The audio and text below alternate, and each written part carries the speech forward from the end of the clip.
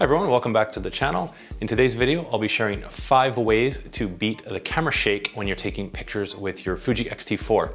Before we start today's video, I really just wanted to thank everybody that has been subscribing to the channel and let you know that I really appreciate it. It's great to see how much this channel has grown over the last month or so.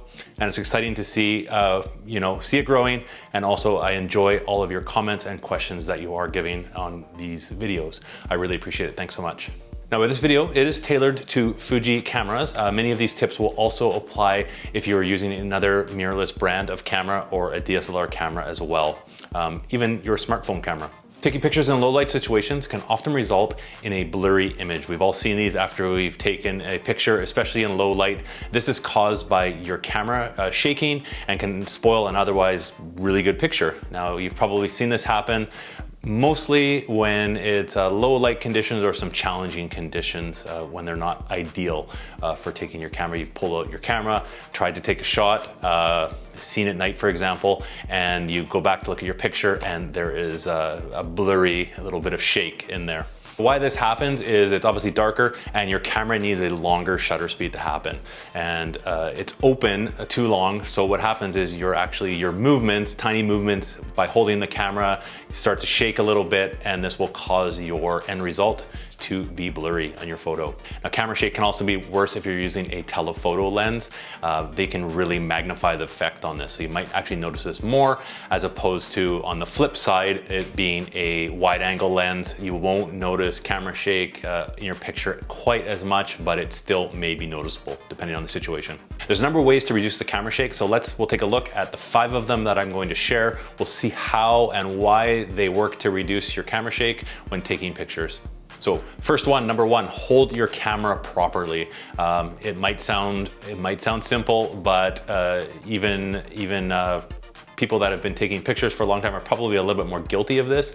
A well-seasoned photographer can even get this one wrong. So it can be tempting just to kind of grasp your camera by the sides and not hold it properly. But what you want to do is when you are holding your camera, smartphone, etc., is you want to make sure you are holding it in the most stable way possible. So for less chance of this is you're going to give you less chance of accidental camera movement.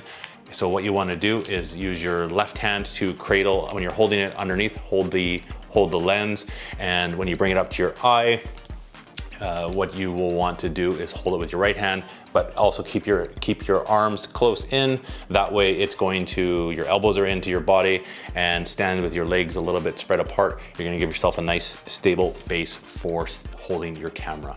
And now when you are eventually taking the picture and holding on the shutter, you wanna gently squeeze down on the shutter and not press it very fast, because if you're actually pressing it quite hard, it will cause the camera to shake a little bit. And if you are hand holding as well, try not to hold your breath. Sometimes if you're holding your breath, you'll become a little bit uneven as well. Number 2 is raise the ISO sensitivity of your camera. So the next way to eliminate camera shake is ensure that your shutter speed that you're using is fast enough for accidental camera shake to prevent that. Now for the most part, if your camera is set on auto, it will do a pretty good job at keeping the ISO in check and the shutter speed in check in tricky lighting situations. But sometimes what will happen if it's especially at nighttime or dawn before the sun is coming up, you will want to maybe adjust your shutter speed manually to ensure you're getting the right faster shutter speed to avoid any blur in your photos. Now the rule of thumb on this to help you judge how far to go is to know basically the camera shake tends to be a problem when the shutter speed is longer than the focal length of the lens that you're using. So for example, when you're using a lens that is 35 millimeters, you'll need a shutter speed of at least 1/35 of a second. So 1/40th of a second is the setting you'll probably see on your camera. That will be perfect. So keep increasing, if you're doing your ISO manually, keep increasing your ISO on your camera until you hit this mark based on what lens you are using. If you'd like to learn more about ISO, I did actually a video on this earlier on the channel. I will link it up above and you can check that out. It's got all you need to learn about adjusting the ISO on your Fuji camera. Now, number 3 is to use a wider aperture. This is another way that will increase the shutter speed of your camera. This lets in more light into the lens and with the wider aperture, and you can open up your aperture as far as your lens will allow. It will allow you to let in more light, and this will actually increase the shutter speed as well. Now, if you're using an X-T4 camera, you can adjust the aperture on the kit lens. This is the kit lens that came with the X-T4. You can adjust the aperture by using the aperture ring of the lens by turning it. This will go to an aperture of 2.8 is the lowest number. If it's not available on the ring of your lens on a Fuji camera, this will be adjusted by default using the control wheel on the front of the camera. Now, if you're using a different model camera, check with your owner's manual if you're having a different brand. And number 4, you can activate optical image stabilization, or OIS. So if you're using a Fuji X-T4, there is in-body image stabilization built right into the camera. So there's nothing to activate. It will be on by default, but you may also have a lens that has OIS built into that as well. And to activate that, you can turn this on or off. There's a little, if your lens does have it, there's a little switch on the side that turns it OIS off and on. This is one of the best ways to reduce camera shake.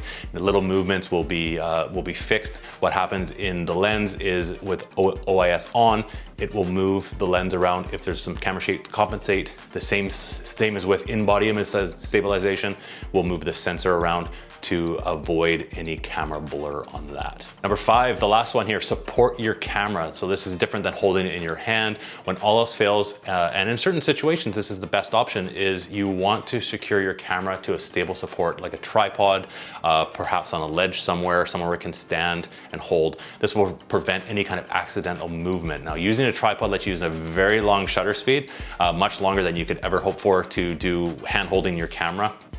And this tripod is especially useful if you're taking a lot of night shots, shooting night landscapes, stars at night, for example.